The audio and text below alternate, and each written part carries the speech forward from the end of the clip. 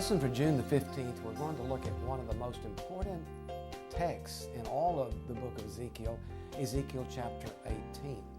Now, let me set kind of a backdrop for where we're going to be in this lesson. Chapters 1 through 3, we see the call of Ezekiel in this initial vision that Ezekiel has. And then Ezekiel delivers to Israel a message of judgment in Ezekiel chapters 4 through 7.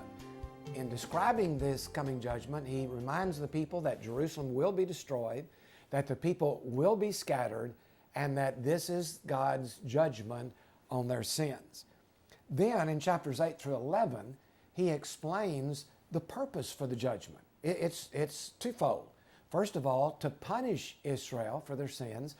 And then secondly, remember, there's a remnant that will remain. Not all will be destroyed.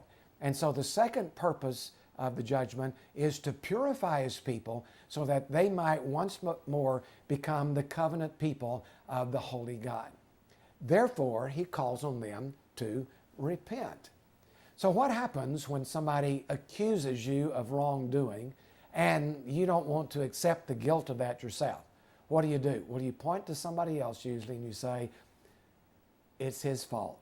It's their fault. It's not my fault. And you try to push the guilt off to someone else. Now that's the backdrop of what's happening as we look at our text now, beginning in chapter 18, verse 1.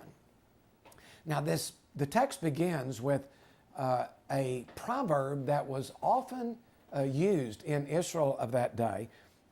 Verse 1, the fathers eat sour grapes, and the children's teeth are set on edge. Now this was a common idea. Did you get the picture?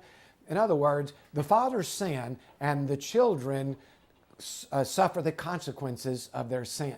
And if you want a term for that and write it out at the outline, on the side of your outline there, write down the phrase corporate guilt. We'll use that term to talk about what this proverb says. Corporate guilt. The fathers sin, the children suffer the consequences. We see this theme repeatedly through the Old Testament. One example is in the story of Achan in the book of Judges. The book of Joshua. Joshua led the children of Israel. The city of Jericho fell. They went to attack the city of Ai, and the people from Ai defeated Israel and pushed them back. And Joshua said, oh my gosh, what's wrong? What's happened? And God said, somebody in Israel has sinned, and you need to find out who that person is and punish him. And of course, that person was Achan. So in this particular case, Achan and his family members sinned, and all of Israel suffered the consequences. That's corporate guilt. And then there's Job. Job chapter 21, verse 19. Job quotes this proverb. He said, God stores up a man's punishment on his sons. Same idea.